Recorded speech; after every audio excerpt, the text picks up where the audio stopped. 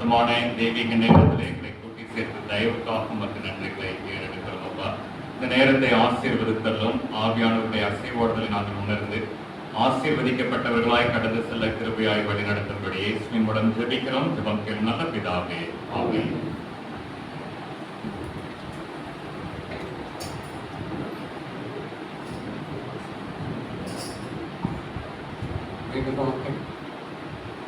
ஆண்டவரை தொழுது கொண்டு வந்திருக்கிறதான உங்கள் ஒவ்வொருவரையும் இயேசு கிறிஸ்துவின் இனி நல் நாமத்தின் அவருக்கு என வாழ்த்துதல் கூறி வரவேற்கின்றேன். இந்த நல்ல கூட்டத்தின் ஆரம்பத்தை பார்த்து நாம் யாரும் எழுதி நிற்போம். பாட்டு புத்தகத்தில் முதல் பாகத்தில் உள்ள 40வது பாடலை பாடுவோம். கூடி மீட்பர் நாமம்.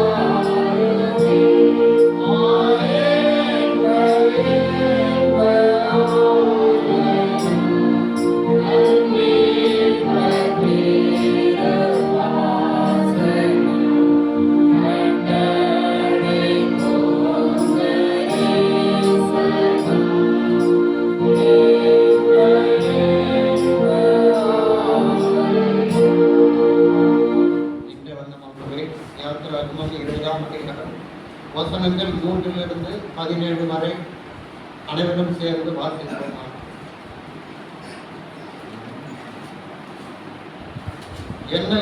எனக்கு வேறே தேவர்கள் உண்டாயிருக்க வேண்டாம். மேலே வானத்திலும் கீழே பூமியிலும் பூமியின் கீழ் தண்ணீரிலும் உண்டாயிருக்கவர்களுக்கு ஒப்பான ஒரு சொருபத்தை ஆகிலும் யாதொரு விக்கிரகத்தை ஆகிலும் நீ உனக்கு உண்டாக்க வேண்டாம்.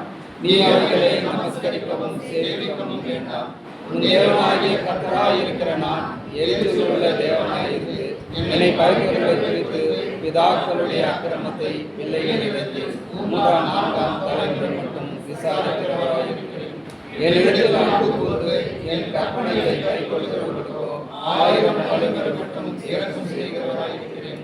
உன் தேவனாகிய கர்த்தருடைய நாமத்தை வீணிலே வணங்காதிருப்பாயாக. கர்த்தர் தம்முடைய நாமத்தை வீணிலே வணங்குகிறவனை தண்டியாமல் விடார். ஓய்வு நாளை பரிசுத்தமாய் ஆசரிக்க நினைப்பாயாக. 6 நாள் நீ வேலை செய்து உன் கிரியைகளை எல்லாம் நடத்துவாயாக.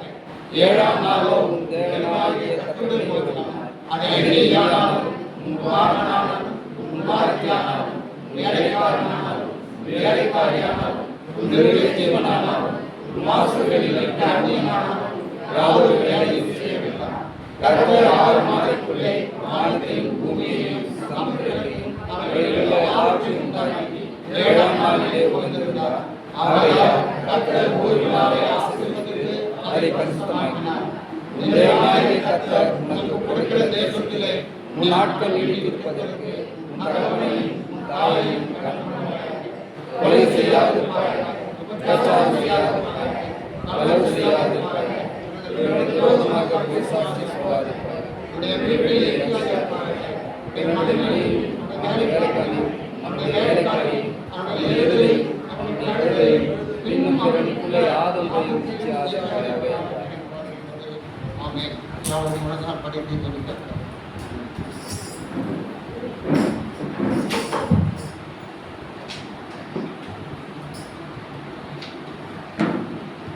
பரிசுத்தமுள்ள எங்கள் அன்பின் ஆண்டவரே, 5 மாதங்களுடைய சமூகத்தில் ஒன்றிணைந்து பாதத்தண்டையிலே எங்களை கொண்டு வந்து சேர்ப்பதற்கான நன்றி செலுத்துகிறோம் அப்பா. பரிசுத்த பிரச்சனைகளோடு கூட ஆண்டவரே இருப்பதற்காக நன்றி செலுத்துகிறோம். எங்களுடைய விசுவாசமானது ஆண்டவரை இல்லாமல் ஆண்டவரே பரலோகத்திலே எங்களுக்காக பரிந்து பேசிக் கொண்டிருக்கின்ற அந்த கிருபாசன தண்டையிலே எங்களுடைய விசுவாசத்தை பயன்படுத்துகிறேன். கூட்டம் குறைந்த பாவங்களை கிராமத்திலும் என் ஆண்டுகளை மன்னித்து எங்களுக்காகவே ஆண்டுகளை நீ மறித்து நீர் தெரிந்தீரே. அதற்கான ஆண்டுகளை பலனை நாங்கள் கற்றுக்கொள்ள முடியாத இந்த நல்ல நாளிலும் ஆண்டுகளே உங்களுடைய திருசமூகத்தில் எங்களை எல்லாரையும் தாழ்த்தி வைக்கப்படுகிற சுவாமி எங்களை பரிசுத்தப்படுத்துகிறப்பா. எங்களை ஆண்டுகளே நீ புத்திரி தரவில்லை. உங்களுடைய ஜனமாக உங்களுடைய கூட்டமாக உமக்கான ஒரு சாட்சியாக எங்களை எல்லாரையும் ஆண்டுகளை நீ தெரிந்து கொள்ள வேண்டும் என்று வேண்டிக்கிறோம். அந்த ஞான போதனை உடைய கரத்தில் முகப்படுகிறப்பா. இந்த நல்ல நாளிலும் குடும்பத்தினரோடு கூட தந்தையர்களோட இணைந்து என்னுடைய நாமத்தை ஆண்டுகளை கொடுக்கிறதற்கும் உடைய வார்த்தைகளை பேசுவதற்கும் நம்முடைய மகனை ஆண்டுகளுடைய கரத்தில் கொடுக்க வேண்டிக்கிறோம். அந்த நாளுக்காக அவர்களை அரவணைத்து ஆசீர்வதித்து நம்முடைய நல்ல ஆவியானவர்களை கொண்டு அபிஷேகித்து இந்த நல்ல நாமத்தினுடைய சத்தத்தை உடைய வார்த்தைகளை கொண்டாடே அவர் மூலமாக எங்களுக்கு நல்ல வேலைமா இயேசுவின் நாமத்தை பயன்படுத்த நல்ல பிதாவே.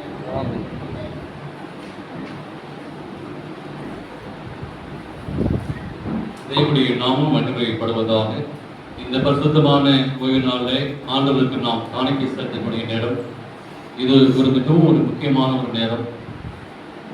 ஆண்டவருக்கு நாம் பிரசங்கத்தை நாம் கேட்கிறோம். ஆனாலும் இது ஆண்டவருக்கு நன்றி பலி செலுத்தக்கூடிய நேரம். ஆண்டவர் நம்மளை இந்த மாதம் முழுவதுமாய் பாதுகாத்து நம்முடைய வேலையை பாதுகாத்து ஜீவனை கொடுத்து நன்றி செல்லக்கூடிய நேரம். தசம பாகங்கள், சோதனை காணிக்கை, பிறந்தநாள் காணிக்கை, திருமண நாள் காணிக்கை இருக்குமானால் இந்த வேலை நீங்கள் ஆண்டவருக்கு முன்பாக வந்து செலுத்தும்படியாக என்னுடைய அன்பு அழைக்கின்றேன். அந்த வேலை திருச்சிபடிய காணிக்கை சேர்க்கப்படும். Thank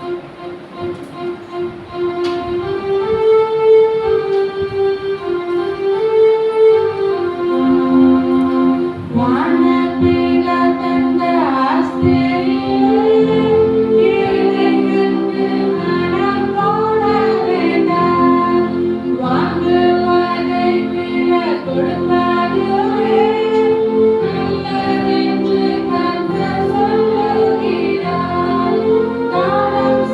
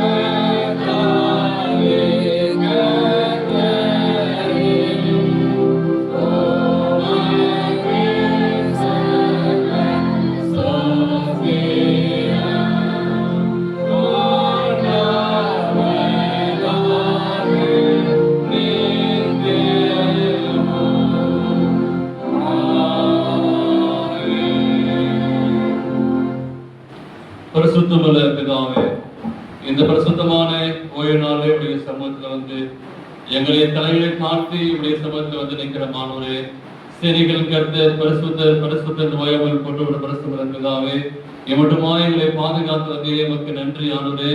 சென்ற நாள் முழுக்க எங்களை பாதுகாத்து வந்த கிருபைக்காய் இந்த வாரத்திலே கடைசி நாளிலே நாங்கள் நிற்கிறோம் ஆண்டவரே. அம்மா உடைய பிள்ளைகளை நீ பாதுகாத்து வேலை செய்யபடியாக பலத்தை கொடுத்து ஜீவனை கொடுத்து ஆண்டவரே நீ பாதுகாத்த கிருபைக்காய் நன்றி செலுத்துகிறோம். அவர்களுக்கு கொடுக்கப்பட்ட காணிக்காய் செபிக்கிறோம்.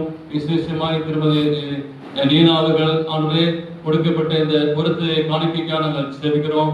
ஆண்டவரே அவருடைய பொருத்தனை நிறைவேறும்படியா நாங்கள் செபிக்கிறோம். கொடுக்கப்பட்ட தசமபாத்துக்காய் செபிக்கிறோம்.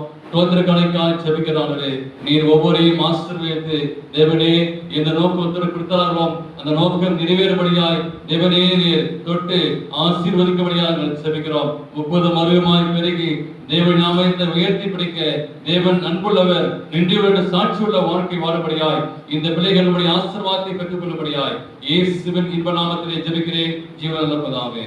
ஆமென்.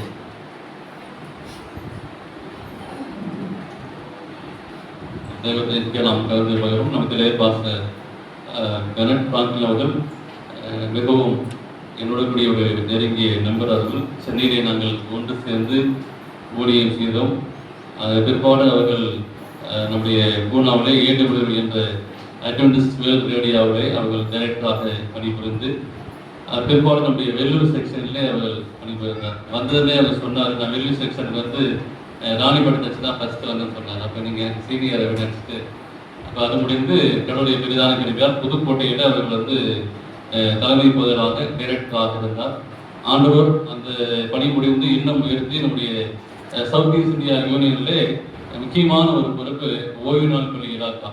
இதை அவர்கள் கடவுள் கொடுத்த ஒரு பொறுப்பு. தமிழ்நாடு முழுவதும் இந்த பொறுப்பை ஏற்றுள்ளார். இந்த ஊழியத்தை செய்யத்தக்கதாக ஆண்டவர் கொடுத்த இந்த வாய்ப்புக்காய் ஆண்டவருக்கு நன்றி செலுத்துகிறேன். நாம் தொடர்ந்து ஜெபம் பண்ணுவோம். இந்த நாளிலே பாஸ்டர் பெனட் பிராங்க் அவர்கள் இந்த செய்தியை வழங்குவார்கள்.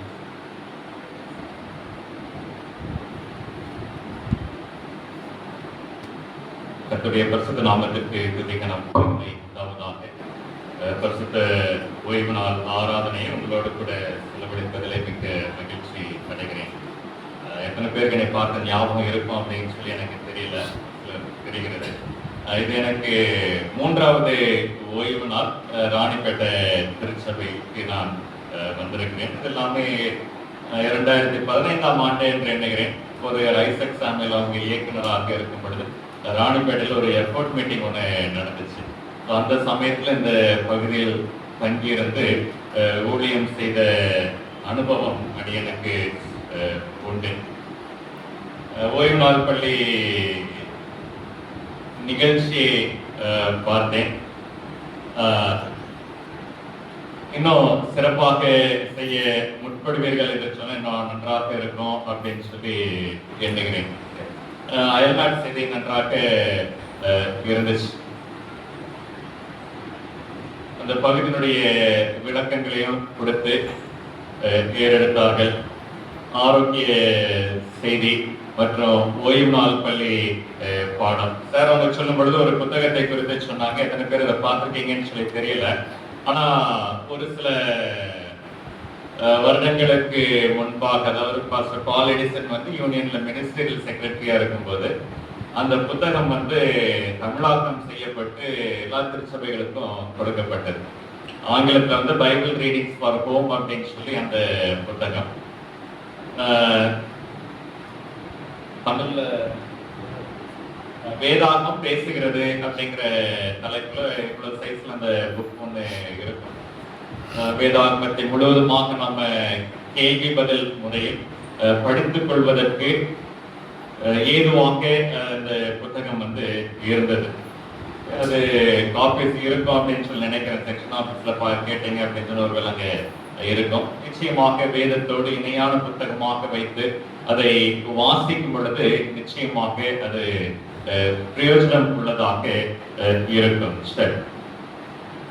இந்த நாளிலே உங்களோடு கூட நான் பகிர்ந்து கொள்ளத்தக்கதாக எடுத்துக்கொண்ட பகுதி ஒரு கதாபாத்திரத்தை குறித்து உங்களோடு கூட பேசலாம் என்று எண்ணினேன். யோசேப்பினுடைய சம்பவம் கதை அனைவருக்கும் முழுவதுமாக தெரியும். அந்த யோசேப்பின் மூலமாக நாம் ஒரு 5 பாடங்களை நாம் என்ன செய்ய போறோம் அப்படின்னு சொன்னா இன்றைக்கு கற்றுக் கொள்ளத்தக்கதாக நாம் இருக்கிறோம். 37ஆம் அதிகாரம் ஆதியாகமத்திலிருந்து நாம் என்ன செய்யலாம், இந்த பகுதியை யோசேப்பினுடைய வாழ்க்கை காரியத்தை நாம் என்ன செய்ய முடியும், பார்க்க முடியும். நம்முடைய வாழ்க்கையை நாம் சிந்தித்து பார்க்கும் பொழுது நாம ஒரு திட்டம் போட்டிருப்போம். என்னுடைய வாழ்க்கை இவ்விதமாக இருக்க வேண்டும், இப்படி அதை கடந்து செல்ல வேண்டும் அப்படின்னு சொல்லி எண்ணி இருந்திருப்போம். அது நம்முடைய தரிசனத்தின் அடிப்படையில அந்த வாழ்க்கை நகர்ந்து கொண்டே இருக்கும் பொழுது திடீரென்று அது முற்றிலும் வேறுபட்ட ஒரு சூழ்நிலை, நம்முடைய கனவுகள் எல்லாம் சிதைந்து நமக்கு முன்பாக பெரிய ஒரு சுவர் எழும்பி நிற்பதை போன்று நமக்கு எதுவுமே தெரியாத புரியாத ஒரு குழப்பமான சூழலில் நம்மை கொண்டு போய் நிறுத்தக்கூடிய அனுபவம் என்ன செய்திருந்திருக்கலாம், வந்து இருந்திருக்க கூடும்.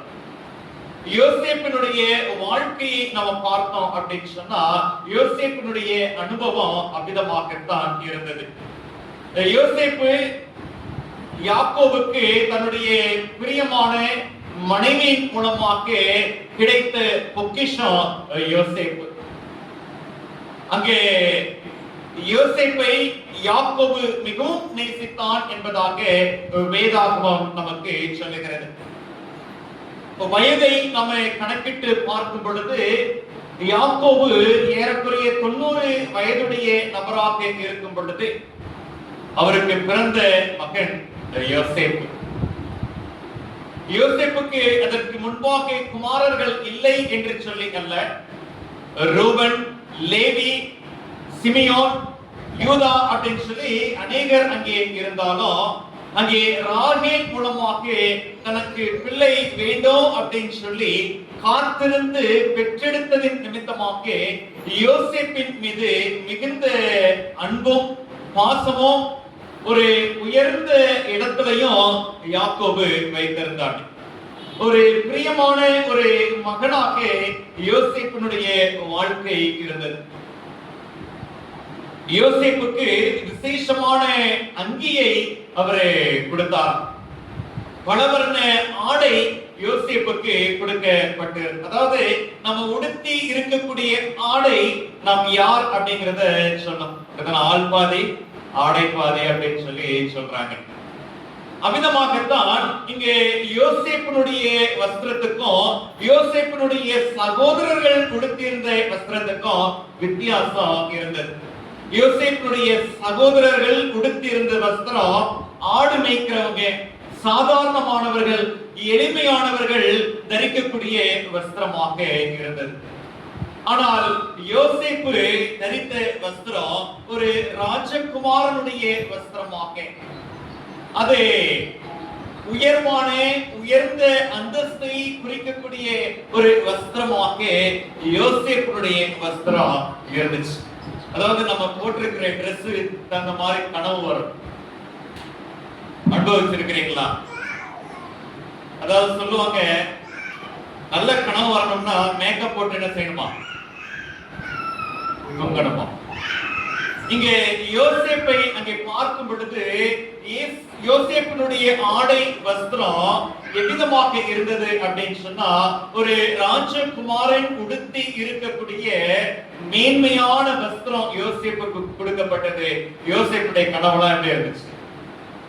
அதற்கு ஏற்றாற் போன்றுதான் இருந்த சகோதரர்கள்லாம் என்ன செய்வாங்களாம், அவரை பணிந்து கொள்ளத்தக்கதாக அடையாளப்படுத்தக்கூடிய கனவுகள் என்ன செய்தது, தரிசனம் யோசேப்புக்கு கிடைத்தது. அங்க மேன்மையான ஒரு வாழ்க்கை என்ன செய்தது அப்படின்னு சொன்னா யோசேப்புக்கு இருந்தது அப்படின்னு சொல்லி நாம பார்க்க முடியும். அது அந்த வீட்டுல ஒரு முக்கியமான ஒரு நபராக, எல்லாரும் மத்தியிலையும் அங்கே தகப்பனுக்கு அருகாமையில இருந்து ஒரு மேன்மையான இடத்தை கொடுக்கக்கூடிய ஒரு சாக்கியமான வாழ்க்கை யோசேப்புக்கு கிடைத்திருந்தது. கர்த்தருக்கு அன்பானவர்களே, நம்முடைய வாழ்க்கை ஏதோ ஒரு காலகட்டத்தில் அமிதமாக இருந்திருக்கும். மேன்மையான ஒரு இடத்தில் இருந்திருந்திருக்க கூடும். யாரோ ஒருவருக்கு நம்ம ரொம்ப ரொம்ப வேண்டியவர்களாக பிரியமானவர்களாக இருந்திருக்க கூடும். நம்ம படிக்கக்கூடிய இடத்தில் அமிதமாக இருந்திருக்கலாம். நம்ம பணி செய்யக்கூடிய இடத்துல நம்ம உயர்ந்த அந்தஸ்துல முக்கியத்துவம் வாய்ந்த ஒரு சூழலில் நாம் இருந்திருந்திருக்க கூடும். இல்ல திருச்சபையில நாம் அமிதமாக என்ன செய்திருந்திருக்கலாம், இருந்திருக்கலாம். ஆனா ஏதோ ஒரு கால சூழ்நிலை மூலமாக அதெல்லாம் அப்படியே மாறும் பொழுது எப்படி இருக்கும் யோசிச்சு பாருங்களேன். நமக்கு இருந்த முக்கியத்துவம், நமக்கு இருந்த வாய்ப்பு, நமக்கு இருந்த சலுகை எல்லாம் நம்மை விட்டு போகும் பொழுது எப்படி இருக்கும்? யோசேப்பினுடைய வாழ்க்கை அமிதமாகத்தான் இருந்தது. எதிர்பார்க்கல தன்னுடைய வாழ்க்கை விதமாக மாறும் அப்படின்னு சொல்லி, தன்னுடைய தகப்பன் வீட்டை விட்டு பிரிவோம் அப்படின்னு சொல்லி சற்றும் எதிர்பாராத ஒரு நிகழ்வு யோசேப்பினுடைய வாழ்க்கையில நேர்ந்தது. எதிர்பார்க்கவே இல்லை. அவன் உடுத்தின முதல் ஆடை என்ன அப்படின்னு சொன்னா சலுகை என்னக்கூடிய ஆடை. ஆனால் அந்த சலுகை என்னக்கூடிய ஆடை அவனிடத்தில் இருந்து பறிக்கப்பட்டது, அவனிடத்தில் இருந்து அது எடுக்கப்பட்டது என்பதை பார்க்கிறோம். சரி, எடுத்தாச்சு, அவனுக்கு போயிருச்சு, சலுகை இல்ல, முக்கியத்துவம் இல்லை.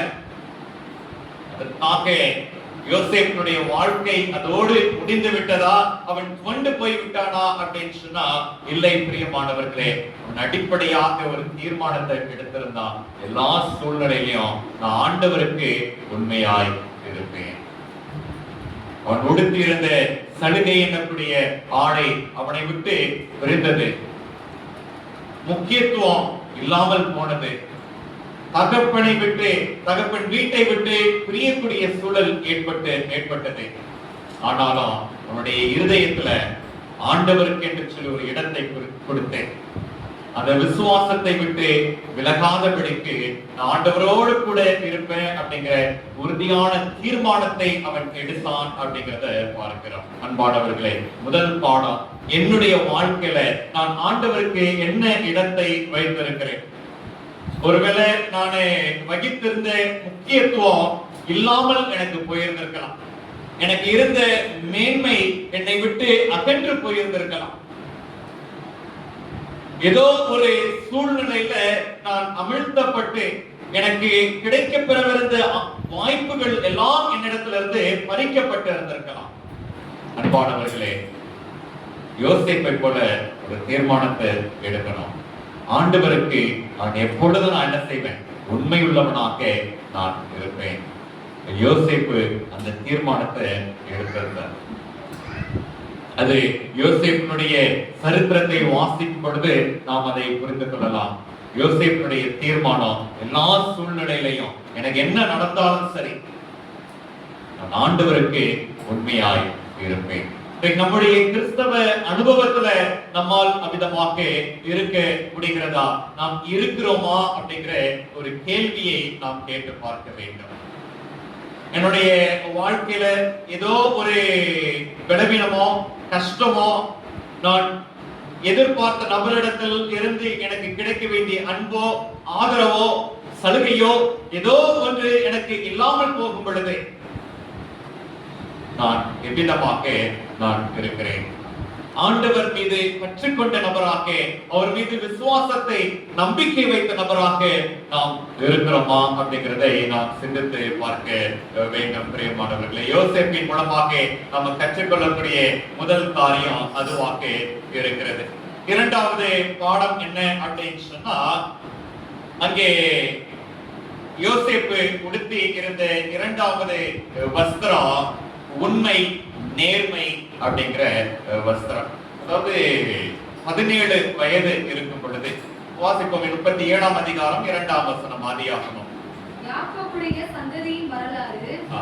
யோசேப்பு 17 வயதிலே தன் சகோதரனுடனே ஆடுகளை மேய்த்துக் கொண்டிருந்தான். 17 வயதாக இருக்கும் பொழுது யோசேப்பு என்ன செய்யறாங்க அப்படின்னு சொன்னா விற்று போடுகிறார்கள்.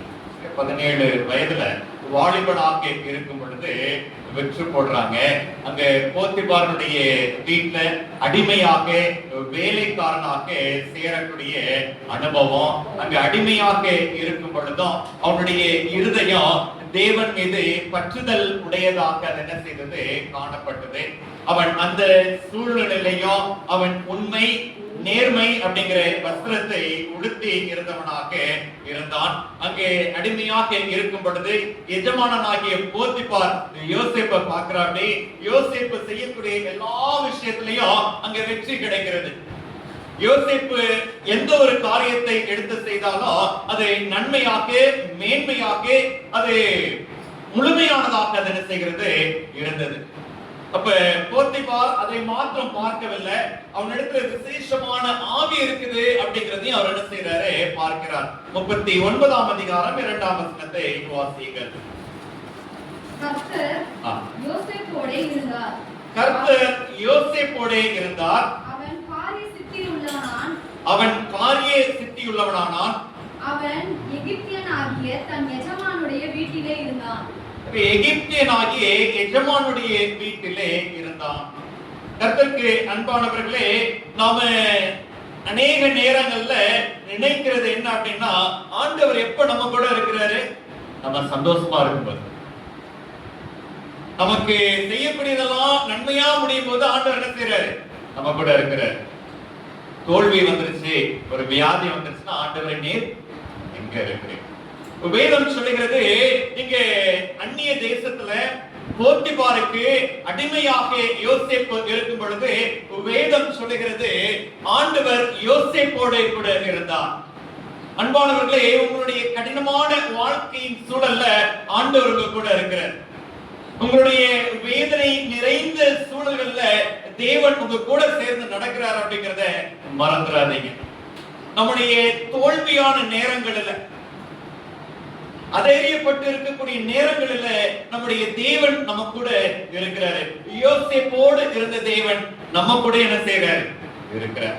அவர் வெற்றியின் நேரங்களில் மாத்திரமல்ல, நம்முடைய சோர்வுகளிலேயும் நம்மை பலப்படுத்தும்படியாக ஆண்டவர் நம்ம கூட தான் இருக்கிறாரு. நம்ம கேள்விகளை கேட்டு விடுகிறோம், ஆண்டவரே நீர் எங்கே இருக்கிறீர் அப்படின்னு சொல்லி.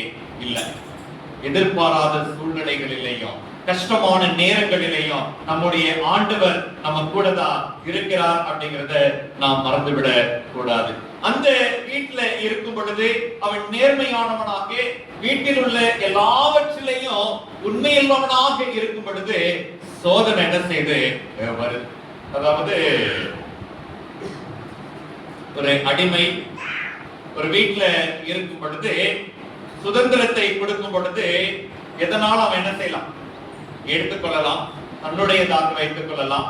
இன்னும் சில சரித்திரங்களை வாசித்தோம் அப்படின்னு சொன்னா, சில அடிமைகள் என்ன செய்வாங்க அப்படின்னா, வீட்டுல உள்ள உச்சிதமான பொருட்களை திருடி செஞ்சிருவாங்க, ஓடிடுவாங்க. பிலேமோன் புஸ்தகத்தை வாசித்தோம் அப்படின்னு சொன்னா, பிலேமோன் அதுதான் பண்ண. அப்படி ஒனேசிமனுடைய வீட்டுல அடிமையாக இருந்த பிலேமோன் அங்க வீட்டுல அதிகாரம் கொடுத்து வீட்டுல இருக்கும் பொழுது எஜமானனுக்கு தெரியாம அங்க இருந்து பொக்கிஷங்களை எடுத்துட்டு பிலேமோன் என்ன செஞ்சிட்டாங்க? ஓடிட்டார்.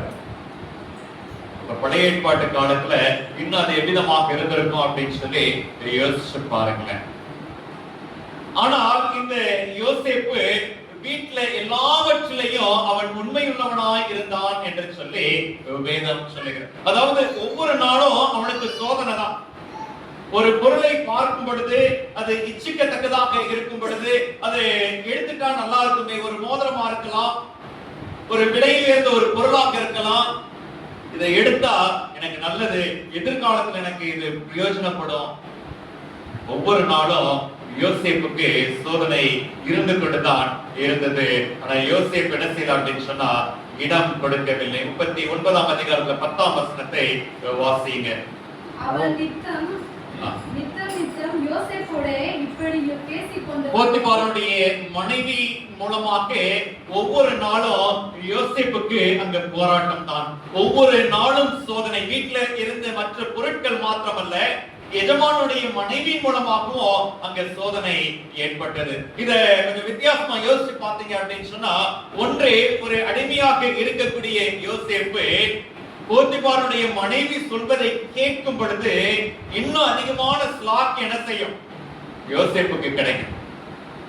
எதிர்த்து நிற்கும் பொழுது தண்டனை என்ன செய்யும்? கிடைக்கும். ஏன்னா யோசேப்பு அடிமை. ஆனால் அந்த சூழ்நிலையிலையும் 9ஆம் வசனத்தை வாசியுங்கள்.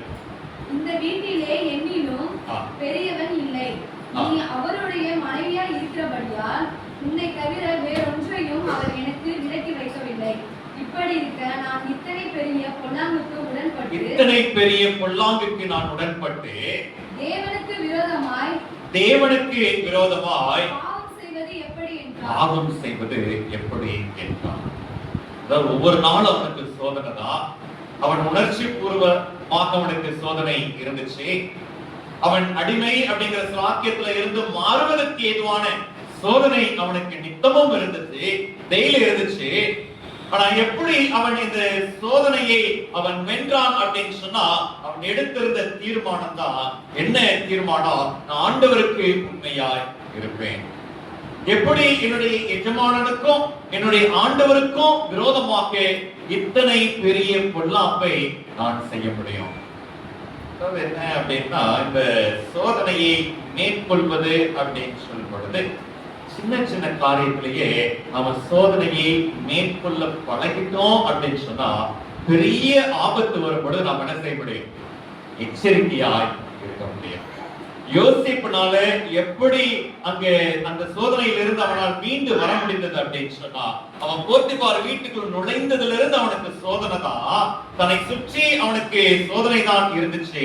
ஆனா ஒவ்வொன்னையும் அவன் வென்று வென்று வந்தது நிமித்தமாக இந்த பெரிய சோதனை போத்திபார் மனைவி மூலமாக வரும்பொழுதும் அதை எதிர்கொண்டு அவனால ஜெயிக்க முடிஞ்சு. நம்முடைய வாழ்க்கையின் அனுபவத்துல கர்த்தருக்கு அன்பானவர்களே, யோசேப்பை போல நமக்கு ஏற்படக்கூடிய இது சின்ன விஷயம் தானே, இது என்ன செய்ய போகுது, இது எனக்கு ஒன்றும் பெரிய பாதிப்பை ஏற்படுத்தாது, இதை இச்சிக்கிறதுனால எனக்கு பெரிய விஷயம் ஒண்ணும் இல்லை. சின்ன சின்ன விஷயங்களுக்கு நாம் இடம் கொடுத்து அதை நம்ம மேற்கொள்ளாம விட்டுட்டோம் அப்படின்னு சொன்னா பெரிய சோதனை நமக்கு முன்பாக வரும் பொழுது நம்ம விழுந்து போயிடும். நம்ம அநேக நேரத்தில் சொல்றது என்ன அப்படின்னு சொன்னா, இந்த பிரச்சனை எல்லாம் வந்தா நான் என்ன செஞ்சேன்? சமாளிச்சுவேன். அது ஓய்வு நாள் சம்பந்தப்பட்ட பிரச்சனையாக இருக்கலாம், வேறு எதுவாக இருந்தாலும் பெரிய விஷயத்துல நான் என்ன செஞ்சுவேன்? ஈஸியா கடந்துருவேன். அன்பானவர்களே, சின்ன சின்ன விஷயத்துல நம்ம பழகி கொள்ளவில்லை அப்படின்னு சொன்னா பெரிய ஆபத்துக்கள் வரும்போது நாம் என்ன செஞ்சிருவோம்? சமரசம் ஆகி விடுவோம். சின்ன சின்ன சத்தியம் சார்ந்த விஷயங்கள்ல நாம நேர்மையாய் இல்லை அப்படின்னு சொன்னா பெரிய சவால்கள் வரும் பொழுது ஆண்டவருக்கு நேராக நிற்பதற்கு பதிலாக நாம் என்ன செஞ்சிருவோம்? சமரசப்படுத்திக் கொண்டு உலகத்திற்கு நேராக நாம் சாய்ந்து விடுவோம். நம்ம எச்சரிக்கை உள்ளவர்களாக இருக்க வேண்டும். அவன் நேர்மை அப்படிங்கிற வஸ்திரத்தை கொடுத்திருந்தான். அந்த வஸ்திரம் அவனிடத்துல பறிக்கப்பட்டது. ஆனாலும் அவன் எடுத்திருந்த தீர்மானம், நான் ஆண்டவருக்கு என்ன செய்வேன்? உண்மையாய் இருப்பேன். அந்த உண்மையிலிருந்து அவன் என்ன செய்யறான் அப்படின்னு சொன்னா மாறாமல் உறுதியாய் இருந்தான் என்பதாக அவன் பார்க்கிறோம். சரி, இப்ப அடிமை 2 வஸ்திரத்தை நம்ம பார்த்தோம். சலுகை அப்படிங்கிற வஸ்திரம், அடுத்தது நேர்மை அப்படிங்கிற வஸ்திரம். ரொம்ப அருமையான வஸ்திரம். ஆனா இந்த ரெண்டும் அவனிடத்துல இருந்து என்ன செஞ்சிருச்சு? பறிக்கப்பட்டாயிற்று. அவனுடைய தகப்பனார் அவனுக்கு ஆசையாக பலவர்ண ஆடையை தரித்திருந்தார். அவனுக்கு மேன்மையாக இருந்த அவன் வைத்திருந்த ஆடை அவனிடத்துல இருந்து பறிக்கப்பட்டது. 3வது ஆடை, இப்ப அவனுக்கு என்ன வஸ்திரம் கொடுக்கப்பட்டது அப்படின்னு சொன்னா துன்பம் அப்படிங்கிற வஸ்திரம்.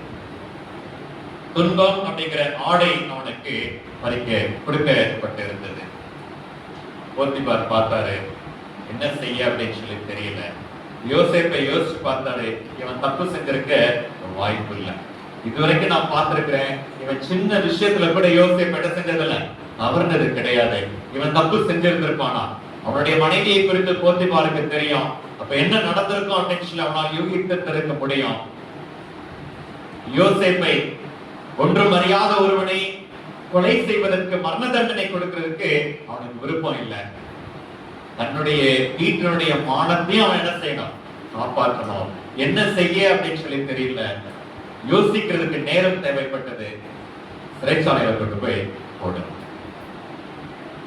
என்ன அடுத்த கட்ட நடவடிக்கை எடுக்கணும் அப்படின்னு சொல்லி அவன் யோசிப்பதற்கான நேரம் தான் என்ன அப்படின்னு சொன்னா யோசேப்புக்கு சிறைச்சாலை. யோசிச்சு பாருங்களேன், போத்திபாருடைய வீட்டுல அடிமையாக விற்கப்பட்டிருந்த சூழ்நிலையிலையும் எல்லாவற்றிலையும் உண்மையா இருந்ததற்கான பிரதிபலன் என்ன அப்படின்னு சொன்னா இப்ப சிறைச்சாலை. மனசு எப்படி இருந்திருக்கும்? நமக்கு அப்படிப்பட்டதான ஒரு இக்கட்டான ஒரு சூழ்நிலை நம்ம பணி செய்யக்கூடிய இடத்துல நமக்கு கிடைத்தது அப்படின்னு சொன்னா நம்ம எப்படி அதை எதிர்கொள்வோம்? யோசிச்சு பாருங்க. உண்மையாய் இருந்த, எந்த தப்பும் செய்யல, ஆனா அதற்கு எனக்கு தண்டனை. யோசேப்பு அந்த துன்பமான சூழ்நிலையிலையும் அவர் செய்தது என்ன அப்படின்னு சொன்னா மற்றவர்களுக்கு இரக்கம் காண்பிக்கக்கூடிய நபராகவும் பணிவிடை செய்யக்கூடிய நபராகவும் இருந்தார். துன்பம் அப்படிங்கிற வஸ்திரத்தை உடுத்தி இருந்தாலும், வருத்தமான நிலையில இருந்தாலும், தன்னிடத்துல சந்தோஷம் அப்படிங்கிறது இல்லாமல் இருந்தாலும் மற்றவர்களுக்காக வாழக்கூடிய ஒரு நபராக யோசேப்பினுடைய வாழ்க்கை அங்கே காணப்பட்டது. பிரியமானவர்களே, 21ஆம் வசனத்தை வாசி. 39ஆம் அதிகாரம். போத்திபாருடைய வீட்டுல மாத்திரமல்ல, அடிமையாக இருக்கும் பொழுது மாத்திரமல்ல, இங்க அநியாயமாக குற்றம் சாட்டப்பட்டு இங்க சிறைச்சாலையில வந்து அடைக்கும் பொழுதும் அங்கேயும் வேதம் சொல்லுகிறது கர்த்தர் யோசேப்போட கூட இருந்தார். அன்பானவர்களே, ஆண்டவர் கூட இருக்கிறார் அப்படிங்கறத ஒருபோதும் மறந்துடாதீங்க. எல்லா சூழ்நிலையிலையும் ஆண்டவர் உங்களோடு கூட இருக்கிறார் அப்படிங்கறத ஒருபோதும் மறந்துடாதீங்க. தேவன் அவரோடு கூட இருந்தார் அப்படின்னு சொன்னா ஏன் தேவன் அவரோடு கூட இருந்தார் அப்படின்னு சொல்லி நினைக்கிறீங்க? யோசேப்பு தேவனோடு இருந்தார். நான் ஆண்டவரோடு இல்லாம ஆண்டவர் என் கூட இருக்கிறாரு அப்படின்னு சொன்னா சரி. யோசேப்பு தேவனோடு இருந்தது நிமித்தமாக தேவனும் யோசேப்போடு கூட இருந்தார் என்பதாக பார்க்கிறோம். 40ஆம் அதிகாரம் 4ஆம் வசனத்தை வாசியுங்கள். தலையாரிகளின் அதிபதி அவர்களை விசாரிக்கும்படி யோசேப்பின் வசத்தில் ஒப்புவித்தான். ரெண்டு பேர் பான பாத்திர காரணையும் ராஜ சமூகத்துல வேலை செய்கிற ரெண்டு பேரும் என்ன செய்யறாங்க அப்படின்னா அந்த சிறைச்சாலையினுடைய அதிகாரி இவனுடைய கையில ஒப்பு கொடுக்கிறார். இவனுடைய வாழ்க்கையை பார்க்கும் பொழுது யோசேப்பு குற்றம் செய்யாமல் உள்ள இருக்கிறான் அப்படிங்கிறதையும் அவன் புரிந்து கொண்டு அவனிடத்துல தேவன் வாசம் செய்கிறார் என்பதை உணர்வது நிமித்தமாக சிறைச்சாலையில ஒரு பதவியை கொடுத்து, கைதியா இருக்கும் பொழுது ஒரு சலுகையை கொடுத்து அங்க உட்கார வச்சு இவைகளை நீ செய் அப்படின்னு சொல்லி அங்க ரெண்டு பேரை அங்க ஒப்பு கொடுக்கிறார். என்ன அப்படின்னு சொன்னா இட்ஸ் ஜாப் இன்டர்வியூ. அடுத்த கட்டத்துக்கு போய் பார்வோன் இடத்துல பேசுறதுக்கு இங்க என்ன நடக்க அப்படின்னு சொன்னா ஒரு இன்டர்வியூ. என்ன இன்டர்வியூ? அந்த ரெண்டு பேர் கண்ட தரிசனத்துக்கான விளக்கத்தை இங்க யோசேப்பு சொல்லணும். சோ இதுதான் என்ன செய்யப்போகுது அப்படின்னு சொன்னா 3 வருடம் கழித்து யோசேப்பு அங்க கொண்டு போய் நிப்பாட்ட போகுது. யோசிச்சு பாருங்க, ஒருவேளை யோசேப்பு மனம் உடைஞ்சு போய் ஆண்டவர் இத்தனை வருஷமா நான் ஆண்டவருக்கு நான் உண்மையா இருந்தேன், நான் நேர்மையா இருந்தேன், ஆனா எனக்கு கிடைச்ச பலன் இதுவாயிருச்சே அப்படின்னு சொல்லி அவன் துவண்டு போய் மற்றவர்களுக்கு உதவி செய்கிறவனாய் இல்லாம தன்னை குறித்து கவலைப்பட்டு தன்னுடைய வாழ்க்கை ஓரத்துல முடக்கி போட்டவனாக இருந்திருந்தான் அப்படின்னு சொன்னா அந்த ரெண்டு பேருக்கு உதவி செய்திருந்திருக்க முடியுமா? தரிசனத்தை விளக்க கொடுத்திருந்திருக்க முடியுமா? அல்லது அடுத்த கட்ட வாழ்க்கைக்கு தான் யோசேப்பு போயிருந்திருக்க முடியுமா? தோல்வி வந்துருச்சு அப்படின்னு சொல்லி துவண்டு விடாது. நான் நினைச்ச திட்டம் எனக்கு நடக்கல அப்படின்னு சொல்லி சோர்ந்து போயிடாதீங்க. என்னுடைய பிரயாசம் நான் விரும்பின பிரகாரமாக அது நிறைவேறவில்லை அப்படின்னு சொல்லி உடைஞ்சு போயிடாது. ஆண்டவர் நம்ம கூட இருக்கிறாரு. அவர் நம்மை நடத்தி செல்கிற தேவனாக இருக்கிறார். இங்க யோசேப்போடு கூட ஆண்டவர் அங்க இருந்தாரு. அவன் துன்பம் அப்படிங்கிற சால்வையை வஸ்திரத்தை அவன் உடுத்தினவனாக அவன் காணப்பட்டாலும் அந்த சூழ்நிலைக்கு தன் என்ன செய்யல நம்ம சொல்றோம்ல சூழ்நிலைப்பா, சூழ்நிலை அப்படின்னு சொல்லி சொல்றோம்லப்பா, அவன் அதற்கு இடம் கொடுக்கவில்லை. சூழ்நிலைக்கு என்ன செய்யல யோசேப்பு இடம் கொடுக்க. எந்த சூழ்நிலையாக இருந்தாலும் சரி, ஆண்டவருக்கு என்ன செய்ய உண்மையாய், எந்த சூழ்நிலையிலையும் ஆண்டவருக்கு உண்மையா இருக்கிறத விட்டு நான் என்ன செய்ய மாட்டேன், விலக மாட்டேன் அப்படிங்கிற உறுதியோடு அங்கே யோசேப்பு இருந்ததை நாம் பார்க்கிறோம். கர்த்தருக்கு அன்பானவர்களே, அவனுடைய வஸ்திரம் மாறிக்கொண்டே இருந்தாலும், அவனுக்கு இருந்த மேன்மையான வஸ்திரம் பறிக்கப்பட்டு துன்பம் அப்படிங்கிற வஸ்திரம் அவனுக்கு கொடுக்கப்பட்டு இருந்தாலும், அவன் எடுத்துக்கொண்ட தீர்மானத்துல, அவனுடைய வாழ்க்கையின் நோக்கத்திலிருந்து அவன் என்ன செய்யலாம் அப்படின்னு சொன்னா ஒருபோதும் அவன் தவறவில்லை. 4வது வஸ்திரம் என்ன அப்படின்னு சொன்னா ஆண்மை அப்படிங்கிற வஸ்திரம். அங்க துன்பமான சூழ்நிலை, இந்த தரிசனத்தை விளக்கனா சில காலம் அங்கே போனது. பார்வோனுக்கு ஒரு தரிசனம் வந்துச்சு, விளக்குறதுக்கு ஆள் தேடுறாங்க, யாரும் கிடைக்கல. அப்ப அந்த பானபாத்திரக்காரனுக்கு ஞாபகம் வருது. அப்ப என்ன செய்யறான், யோசேப்பை குறித்து சொல்றான். யோசேப்பு அங்க பார்வோன் அங்கே கூப்பிடுறாரு, கூப்பிட்டு சொல்றாரு, நீ தரிசனத்தெல்லாம் விளக்குவே அவங்க அந்த வரம் அவங்கிட்ட இருக்குதாமே அப்படின்னு சொல்லி கேட்டதுக்கு நாம என்ன பதில் சொல்லி இருந்திருக்கோம் யோசிப்பாங்க. யோசேப்பு சொல்றாரு, என்னால முடியாது, ஆண்டவர் எனக்கு என்ன செய்வாரு, விளக்கத்தை கொடுப்பாரு. அவர் யோசேப்பு தன்னை என்ன செய்யல, உயர்த்தவில்லை. தாழ்மையை அவர் என்ன செய்தார்னா அங்க அவரு வெளிப்படுத்துகிறதை நாம பார்க்கிறோம். சரி, அங்க கூப்பிடுறாரு, தரிசனம் விளக்கத்தை கேட்கிறாரு, விளக்கத்தை கொடுத்தாச்சு. அப்ப ஆலோசனை சங்கம் என்ன செய்யறது, இதை எப்படி கையாளுகிறது அப்படின்னு சொல்லி அதுக்கும் ஒரு காரியத்தை யோசேப்பு சொல்றாரு, இதை செய்யறதுக்கு யாராவது ஒரு ஞானமான ஒருவரை நீங்க என்ன செய்ய உயர்ந்தது.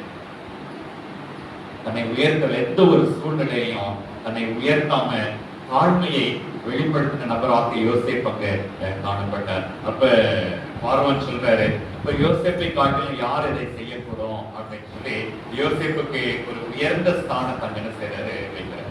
அதாவது இதுவரைக்கும் நீங்க பார்க்கும் பொழுது யோசேப்புடைய வாழ்க்கையில எந்த சூழ்நிலையிலையும் ஒரு காரியத்தை செய்யணும் அப்படின்னா அதை எக்ஸலண்டா செய்யணும் அப்படிங்கிறது தான் யோசேப்புடைய குறிக்கோள். அது தான் கஷ்டத்துல இருந்தாலும் சரி, தனக்கு அநீதி இழைக்கப்பட்டு இருந்தாலும் சரி, தான் வருத்தத்துல இருந்தாலும் சரி, எந்த சூழ்நிலையாக இருந்தாலும் சரி, தன்னிடத்துல ஒரு பொறுப்பு கொடுக்கப்பட்டு இருந்தது அப்படின்னு சொன்னா அதை நேர்த்தியா என்ன செய்யணும்,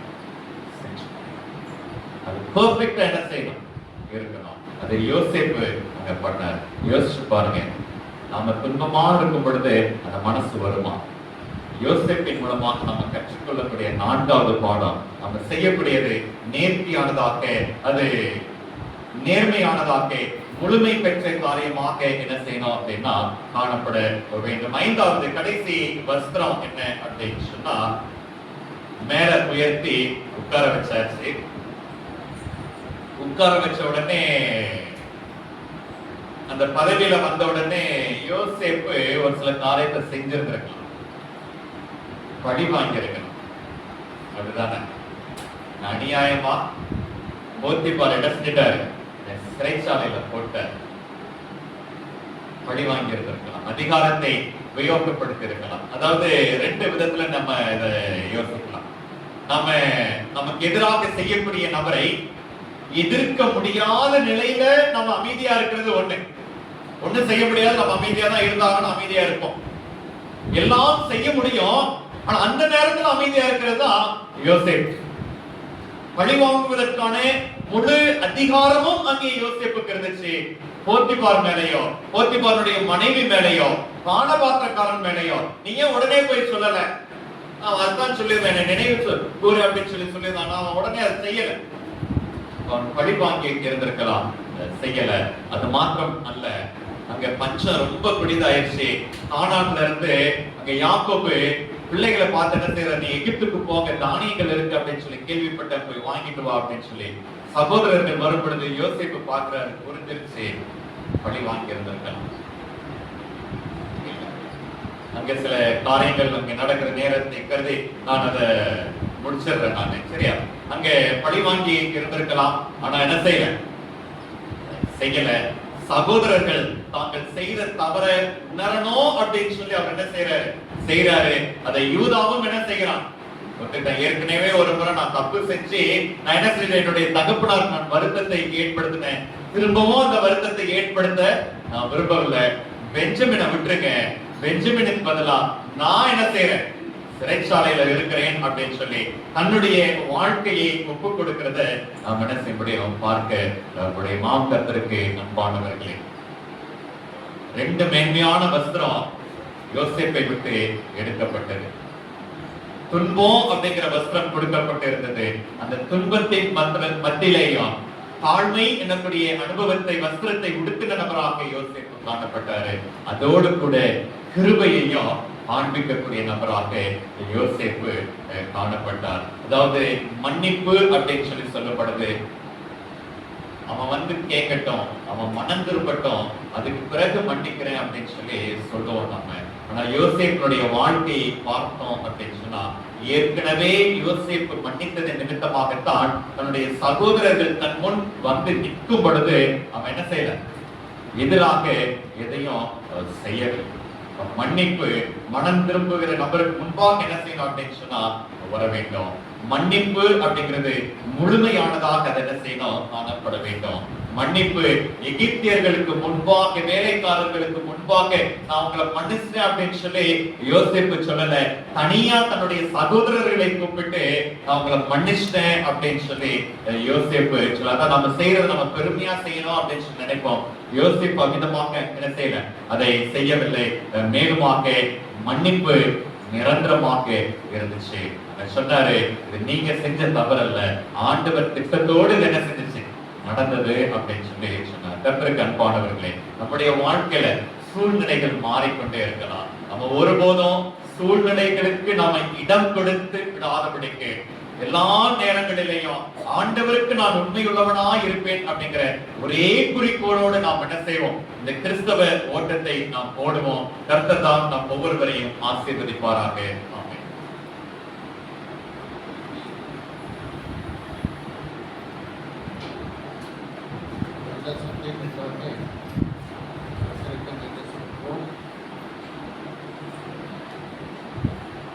அருமையான செய்தியினை தந்த நமது போதகரை, நமது ஊழியரை ஆண்டவர் ஆசீர்வதிப்பாராக. நல்ல கூட்டத்தின் முடிவில் செய்தமாக நாம் யாவரும் எழுதி நின்று 294வது பாடல், 294வது பாடல், தொல்லை கஷ்டங்கள் சூழ்ந்திடும் என்கிற பாடலை பாடுவோம்.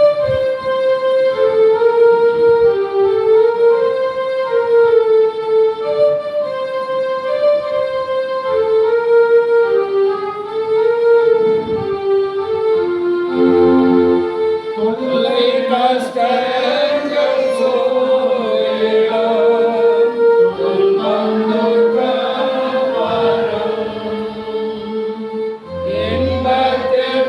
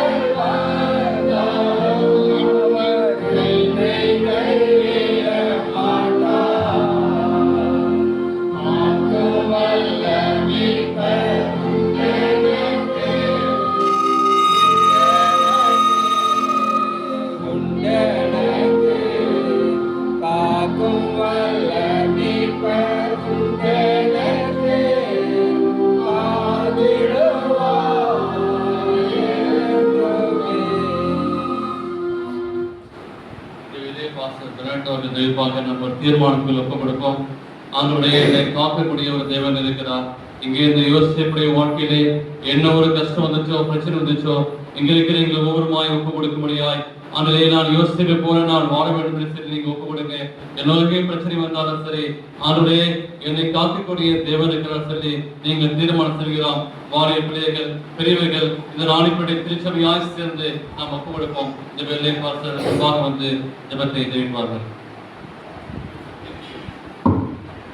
ஓய்வு நாளுக்கும் ஆண்டவராருக்கும் என்னுடைய பரலோக பரம தகப்பனே, ஆண்டவரே, பரிசுத்தமான ஓய்வு நாள் வேளையிலே நாங்கள் உம்முடைய சமூகத்திலே கூடி உம்மை தொழுது கொள்ளும்படியான ஸ்லாக்கியத்தை நீர் எங்களுக்கு ஏற்படுத்தி கொடுத்த தயவுக்காக உமக்கு கொடான கோடி சோஸ்திரங்களை நாங்கள் ஏறெடுக்கிறோம். அப்பா ஆண்டவரே, இந்த வேளையிலையும் நாங்கள் வந்து அமர்ந்திருந்து நீரே தேவன் என்று அறிந்து கொள்ளத்தக்கதாக நீர் எங்களுக்கு பாராட்டின கிருபைகளுக்காகவும் அன்பிற்காகவும் நாங்கள் உமக்கு நன்றிகளை ஏறெடுக்கிறோம். தகப்பனே ஆண்டவரே, உமக்கு விரோதமாக நாங்கள் செய்த பாவங்கள், குற்றங்கள் எல்லாவற்றையும் தயவு கூர்ந்து மன்னித்து கல்வாரி சிலுவையிலே சிந்தின இரத்தத்தின் மூலமாக எங்களை கழுவி சுத்திகரித்து எங்களை பரிசுத்தப்படுத்தும்படியாய் ஜெபிக்கிறோம். தகப்பனே ஆண்டவரே, இதோ இந்த பூலோக வாழ்க்கையிலே நாங்கள் வாழும் பொழுது எங்களுக்கு ஏற்படக்கூடிய இடர்பாடுகள், கஷ்டங்கள், வேதனையான சூழ்நிலைகள், தோல்விகள் எல்லா நேரங்களிலேயும் ஆண்டவர் எங்களுடைய வாழ்க்கையை உமக்கு ஒப்பு கொடுத்தவர்களாக, உமக்கு உண்மையாய் இருக்க வேண்டும் என்கின்ற தீர்மானத்தை எடுத்தவர்களாக எல்லாவற்றிலேயும் எல்லா நேரங்களிலேயும் ஆண்டவரை எல்லா இடங்களிலேயும் எல்லா சூழல்களிலேயும் உமக்கு உண்மையுள்ளவர்களாய் ஜீவிக்கும்படியான பலத்தை நீர் எங்களுக்கு தந்தர வேண்டுமாறு ஜெபிக்கிறோம். தகப்பனே, எந்த ஒரு கால சூழ்நிலையிலையும் நாங்கள் உலகத்துக்கு பாவத்துக்கு சமரசம் செய்து விடாதபடிக்கு உம்முடைய வார்த்தையை எங்களுடைய இருதயத்துல நாங்கள் வைத்து அதை காத்துக்கொண்டு சத்தியத்தின்படி நடக்கும்படியான பலத்தை தந்தர வேண்டுமாறு ஜெபிக்கிறோம். அப்பா ஆண்டவரே, திருச்சபை விசுவாச குடும்பங்களை உங்களுடைய சமூகத்துல ஒப்புக் கொடுக்கிறேன். ஒவ்வொருவரையும் தனித்தனியாய் பேர் பேராய் குடும்பமாய் நீர் ஆசீர்வதித்தள்ள வேண்டுமாறு ஜெபிக்கிறோம். தகப்பனே, திருச்சபை போதகர் குடும்பத்தை உங்களுடைய சமூகத்துல ஒப்புக் கொடுக்கிறேன். ஆசீர்வதித்தலும் பலவீனத்தோடும் மனபாரத்தோடும் ஆண்டவரை சுகவீனத்தோடு கஷ்டத்தோடு பொருளாதார நெருக்கடியோடு என்ன செய்வது என்று சொல்லி தெரியாத மனக்குழப்பத்தோடு இருக்கிறவர்களை கர்த்தர் நீர் கண்ணோக்கி பார்த்து வேண்டிய பிடத்தை கொடுத்து ஆலோசனையை கொடுத்து நீதியின் பாதையிலே வழிநடத்தி அருள வேண்டுமாறு ஜெபிக்கிறோம். தகப்பனே, ஒவ்வொருவருக்கும் வேண்டிய சமாதானத்தையும் சந்தோஷத்தையும் கொடுத்து ஆசீர்வதித்தள்ள வேண்டுமாறு ஜெபிக்கிறோம். தகப்பனே, திருச்சபையோடு கூட இணைந்திருக்கக்கூடிய பள்ளிக்கூடத்தை உங்களுடைய சமூகத்துல ஒப்புக் கொடுக்கிறோம். ஆசீர்வதித்தள்ள வேண்டுமாறு ஜெபிக்கிறோம். அப்பா, நன்மையான காரியங்கள் ஆண்டவரே இந்த திருச்சபை மற்றும் பள்ளிக்கூடத்தின் மூலமாக இந்த பகுதிக்கு கிடைக்க நீர் உதவி செய்தள்ள வேண்டுமாறு ஜெபிக்கிறோம். தகப்பனே, ஆண்டவரை குறைகள் எல்லாவற்றையும் நீர் நிறைவாக மாற்றி அருள வேண்டுமாறு ஜெபிக்கிறோம். அப்பா, மீண்டும் ஒரு விசை எங்களை நாங்கள் தாழ்த்தி ஒப்புக் கொடுக்கிறோம். உமக்கு உண்மையுள்ளவர்களாய் இருக்க வேண்டும் என்கின்ற தீர்மானத்தோடு கடந்து செல்ல கிருபையாய் ஆசீர்வதித்து பலப்படுத்தி வழிநடத்தி அருள வேண்டுமாறு இயேசுவின் மூலம் ஜெபிக்கிறோம். ஜெபம் கேளும் நல்ல பிதாவே, ஆமென். ஆத்மாவே கர்த்தரை ஸ்தோத்திரி, என் முழு உள்ளமையுடைய பரிசுத்த நாமத்தை ஸ்தோத்திரி. என் ஆத்மாவே கர்த்தரை ஸ்தோத்திரி, அவர் செய்த சகல உபகாரங்களையும் மறவாதே. ஆமென். கர்த்தராகிய இயேசு கிறிஸ்துவினுடைய கிருபையும் பிதாவாகிய தேவனுடைய அன்பும் பரிசுத்த ஆவியானவருடைய அந்யோன்ய ஐக்கியமும் சிநேகமும் இன்றும் என்றும் சதா காலமும் நம் அனைவரோடு கூட இருப்பதாக. ஆமென்.